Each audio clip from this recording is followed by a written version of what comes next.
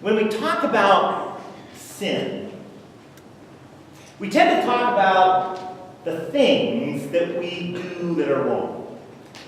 But if I get you talking and I really get you thinking about the notion of sin, we understand sin to be anything which separates us from God, which comes between us and God. And we can think of a lot of things that do that, whether it be materialism, family, any number of things can take a place which is above God and get between us and God and separate us from God. But I want to propose to you and suggest to you today that no matter what thing you think of that might separate you from God, or you might imagine could separate you from God, that it is all rooted in fear. Fear about whether we're going to have enough, because we live in a time of scarcity. Fear about whether we're going to be loved enough in our family, accepted in the circles in which we move. There is a sense that fear eats at us. And fear really is the antithesis of faith.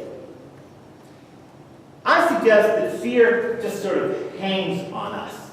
I'm not a big beach guy. You know, when I go to the beach, the salt air makes me sticky. And I suggested that fear sort of hangs on us, coats us front and back, and then it sort of attracts all kinds of grime to us. And even when it dries, it's still sticky. It's like living in that salty kind of air. We live in a world which is full of disappointments, temptations, failures, stresses, spiritual attacks, lack of faith, bad decisions, and all of that can sort of eat at us if we let it. We can experience fear for the sake of our loved ones, fear about an uncertain future, fear of a continued war abroad, fear about economic downturns at home, fear about outliving our retirement savings. You know, in adults, maybe we've gotten past the idea that we fear those things that go bump in the night. We fear what's under the bed and in the dark closet. But the truth of the matter is, when we get right down to it, many of us are still very much afraid. We're scared to death of people finding out what our life is really like. I mean, how much energy do we expend trying to keep a failing marriage, or crumbling finances, or problems with our children, or health issues locked up in some kind of an emotional vault so that no one will ever know our struggles? How much focus do we expend trying to project to others that we are in fact confident, competent, talented, and successful, so that no one will know our inner critiques or our inner sense of failure? All of that is the fear of being found out.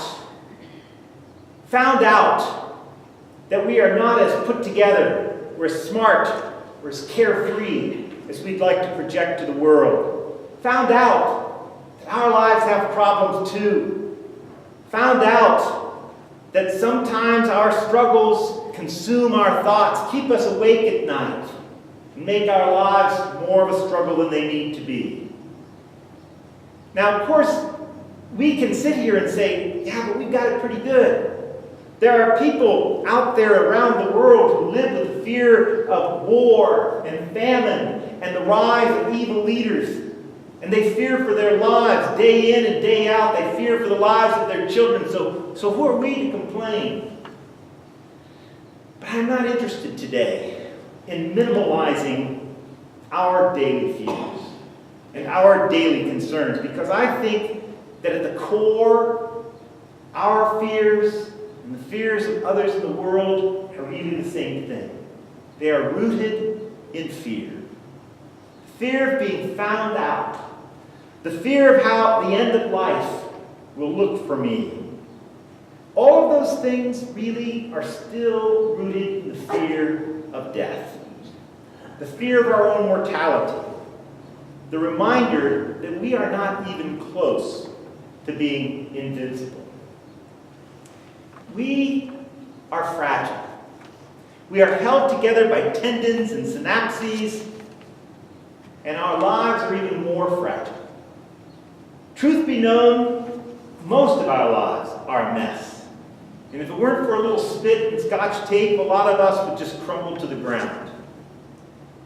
And I can either let that knowledge, that truth, eat away at me from the core of my being, or I can try to numb it with a bottle of wine or some pills, or I can find a way to let it go.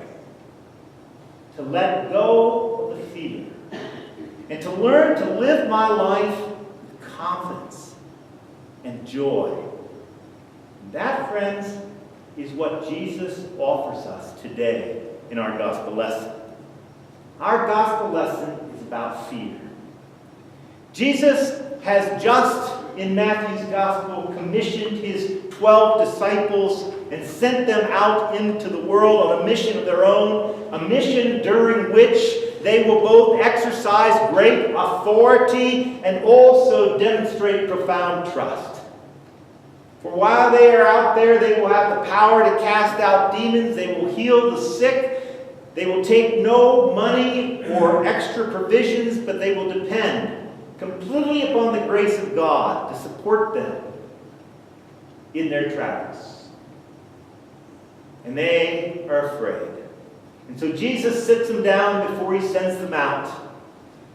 He gives them what might have the feeling of a pre-game pep talk. Jesus levels with the disciples. He says, you're going to face some serious challenges.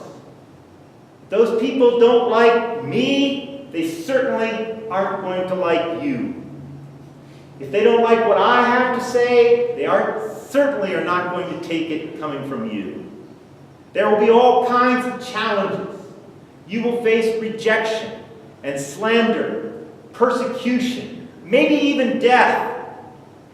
And it's in that context that Jesus says several things about fear which is worth our attention this morning.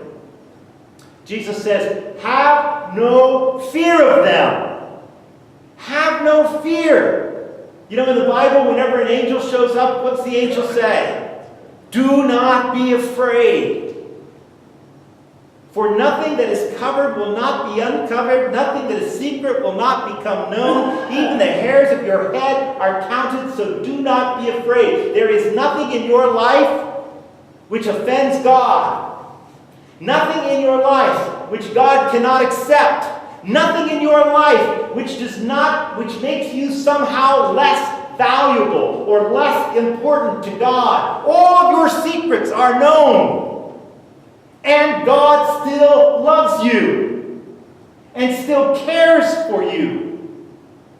So he says, don't fear the teacher at the school or the master or the boss or the neighbor next door or what other people might think. Don't fear your supremely successful next door neighbor who has his own private jet. Don't fear the person who critiques your work or the person who makes fun of your art or the person who says your sermon stinks. Do not fear them. There is nothing to be afraid of because God has counted your every hair, your every wrinkle, your every cell, and He loves you anyway. You are loved. St. Paul, in his letter to the church at Galatia, wrote, "But when the time is right, God sent His Son, born of a woman, subject to the law, and God sent Him to buy freedom for us who were slaves to the law and slaves to fear, so that He could adopt us as His very own children." Sometimes we act as if the cross never happened. We doubt, we worry, we continue to struggle with the same sins over and over and over again, and we fear. Paul says that sin and death do not have to have that kind of dominion or power over us. So how should we live? Paul challenges us to remember who we are. God's own children. Paul challenges us to remember what Jesus, the Christ, the Messiah, has done. And to remember what his resurrection means for our lives. Now, I know that sounds easier than it is, because we are wired for fear and death from our very genes.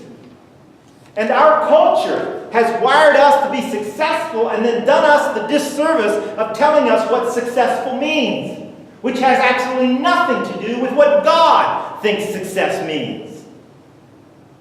One of St. Benedict's central spiritual truths was to consciously recall your own mortality. Every day, remind yourselves that one day, perhaps even this day, you are going to die, but you are going to be with God. There is wisdom in that.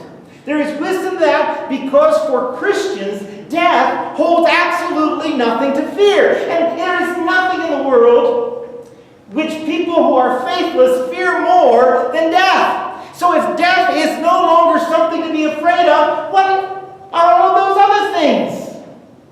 By comparison, death holds no fear because when we die, God is going to receive us to God's self, and we are going to live an eternity in the presence of God.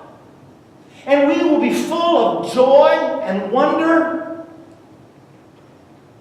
We will live a resurrected life because we are joined to Jesus' resurrection. Death is not an end. Death is a new beginning. And for that reason, death holds no fear for us. And if death holds no fear for us, then how important is it really? All of those other things on which we expend so much anxiety. Even if we're found out, even about the truth about us is laid bare to the world, there is nothing to fear. You need every day, we all of us need every day to remember who we are. And to remember whose we are. And to remember that everything about us is known to God. And God loves us. That is what is important. All of our other fears pale by comparison. God, let it be so.